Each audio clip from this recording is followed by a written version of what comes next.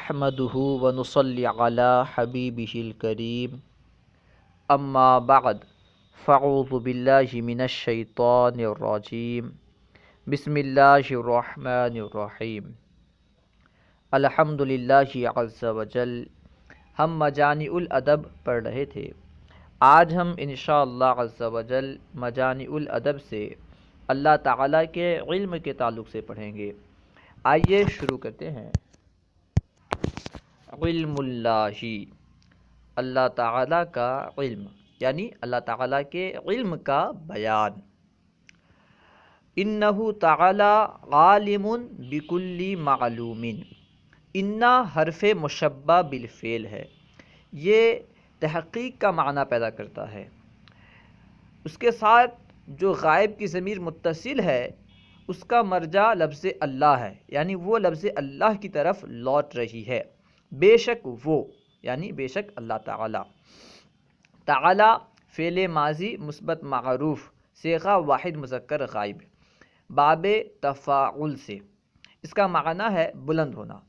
یہ عام طور پر اللہ تعالیٰ کے نام اور اللہ تعالیٰ کی طرف لوٹنے والی، یعنی لفظ اللہ کی طرف لوٹنے والی ضمیر کے بعد لکھا جاتا ہے بطور جملہ معترضہ۔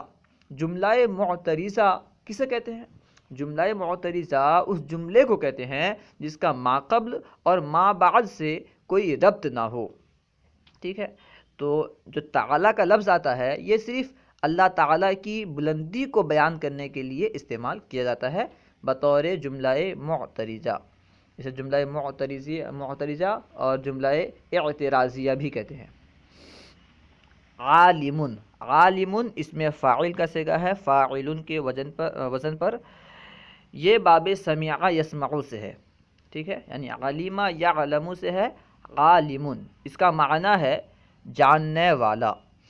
با حرف جر کلی مضاف، معلوم مضاف الیہ۔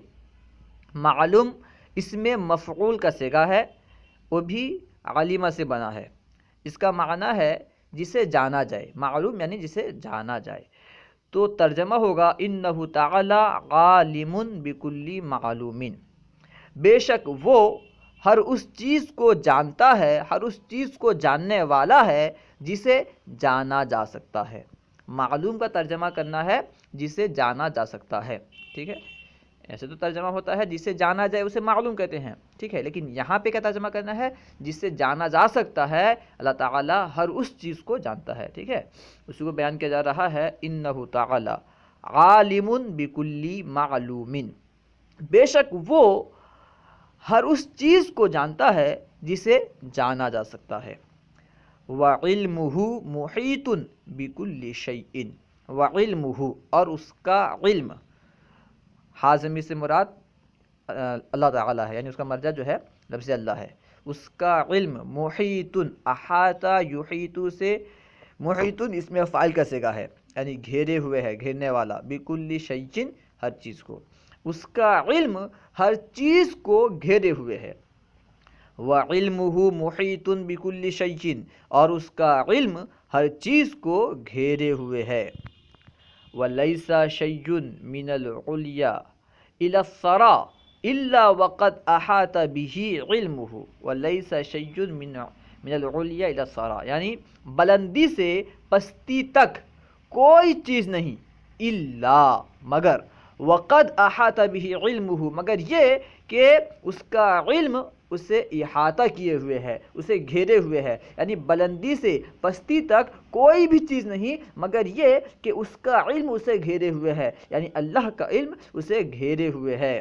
ٹھیک ہے، تو اس کا ترجمہ، آسان ترجمہ اس طرح کر سکتے ہیں وَلَيْسَ شَيْءٌ مِّنَ الْعُلْيَا إِلَى الثَّرَى إِلَّا وَقَدْ أَحَاطَ بِهِ عِلْمُهُ، بلندی سے پستی تک جتنی بھی چیز ہے اللہ اس کا علم اسے گھیرے ہوئے ہے۔ ٹھیک ہے، کوئی چیز نہیں مگر یہ کہ اس کا علم اسے گھیرے ہوئے ہے، یعنی بلندی سے پستی تک جتنی بھی چیزیں ہیں سب کو اس کا علم گھیرے ہوئے ہے۔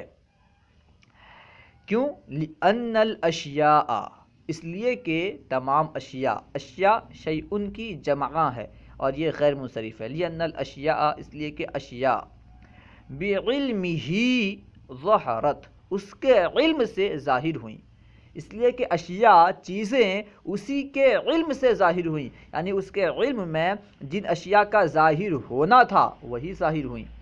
لِأَنَّ الْأَشْيَاءَ بِعِلْمِهِ ظَهَرَتْ، اس لیے کہ اشیاء اسی کے علم سے ظاہر ہوئیں۔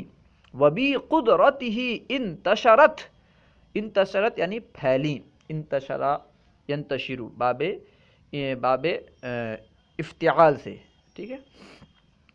وَبِقُدْرَتِهِ انتشرت، اور اس کی قدرت سے پھیلیں۔ لِأَنَّ الْأَشْيَاءَ بِعِلْمِهِ ظَهَرَتْ وَبِقُدْرَتِهِ انتشرت، اس لیے کہ چیزیں اس کے علم سے ظاہر ہوئیں اور اس کی قدرت سے پھیلیں۔ وَإِنَّهُ، یہاں سے الگ شروع ہو رہا ہے، وَإِنَّهُ تَعَالَى يَعْلَمُ، يَعْلَمُ یہ مضارع کا صیغہ ہے، واحد مذکر غائب، اس کی ضمیر اللہ کی طرف لوٹ رہی ہے۔ بے شک وہ جانتا ہے، کیا جانتا ہے؟ عدد الرمال، رمال یہ رمل کی جمع ہے، رملن کی جمع ہے رمال، اور رملن کسے کہتے ہیں؟ رملن کہتے ہیں ریت کو، ریت کے ذرے کو۔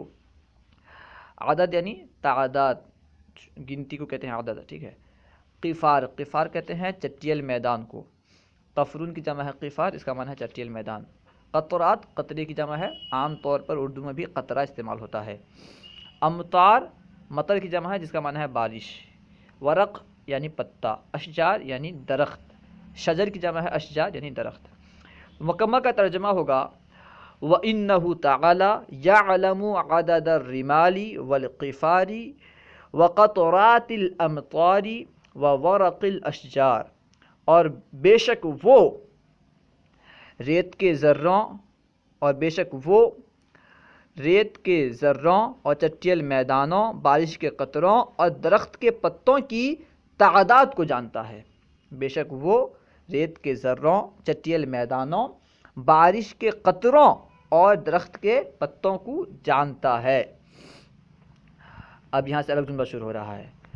وَغَوَامِضُ الْأَفْكَارِ، غوامض یہ غامض کی جمع ہے، غامض کہتے ہیں مبہم کو، ٹھیک ہے۔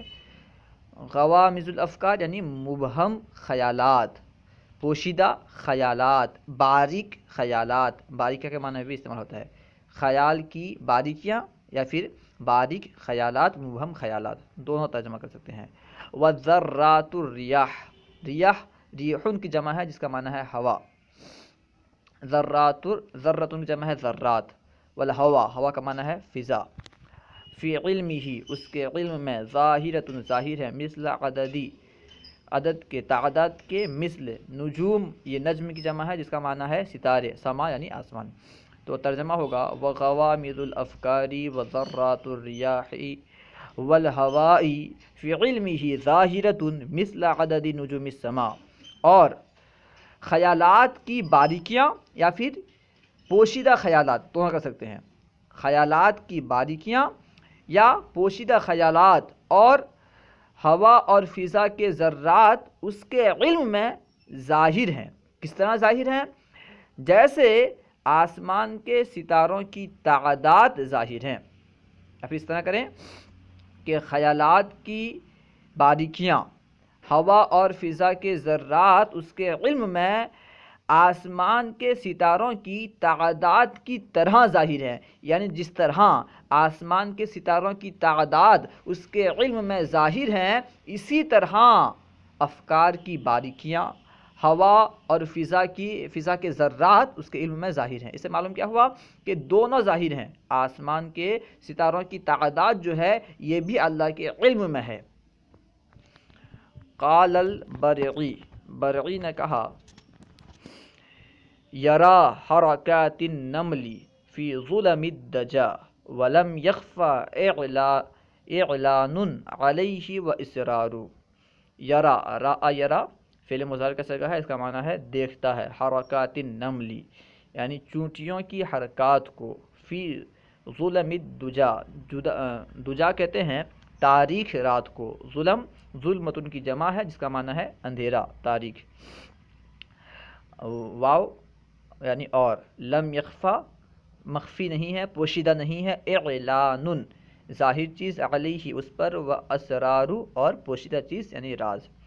مکمل کا ترجمہ ہوگا یرا حرکات النمل فی ظلم الدجا ولم یخف اعلان علیہ و اسرار، اور وہ دیکھتا ہے وہ چونٹیوں کی حرکات کو تاریک رات کے تاریکی میں دیکھتا ہے، پھر اس طرح کریں کہ وہ تاریک رات کے تاریکی میں، اندھیرے رات کے تاریکی میں چونٹیوں کی حرکات کو دیکھتا ہے، اور اس سے کوئی ظاہر یا چھپی چیز پوشیدہ نہیں ہے، اس سے کوئی ظاہر یا چھپی چیز پوشیدہ نہیں ہے۔ وَيُحْصِي عَدِيدَ النَّمْلِ وَالْقَطْرِ وَالْحَصَى وَمَا اشْتَمَلَتْ بَحْرٌ عَلَيْهِ وَأَنْهَارُ۔ یحصی باب فعال سے ہے، احصا یحصی اس کا معنی ہے شمار کرنا، عدید تعداد کے معنی میں استعمال ہوا ہے، نمل یعنی چونٹیاں، قطر یعنی بارش کے قطرات، الحصا یعنی کنکر، ٹھیک ہے، حصا یا کنکر اس کا جمع، اس کا جو واحد ہے وہ ہے حصاد، حصاد کی جمع ہے حصا۔ اور وہ جانتا ہے، شمار کہتا ہے نہیں، وہ جانتا ہے چونٹیوں، بارش کے قطروں اور کنکریوں کی تعداد کو، شمار کرتا ہے سے مراد جانتا ہے، شمار کر سکتا ہے۔ وَمَشْتَمَلَتْ بَحْرٌ عَلَيْهِ وَأَنْهَارُ، اور اس کو جس پر سمندر مشتمل ہے، ٹھیک ہے، بحر کہتے ہیں سمندر کو، وَمَا مَشْتَمَلَتْ بَحْرٌ عَلَيْهِ وَأَنْهَارُ، اور اس کو جس پر سمندر مشتمل ہے اور نہریں مشتمل ہیں، نہر کی جمع ہے انہار۔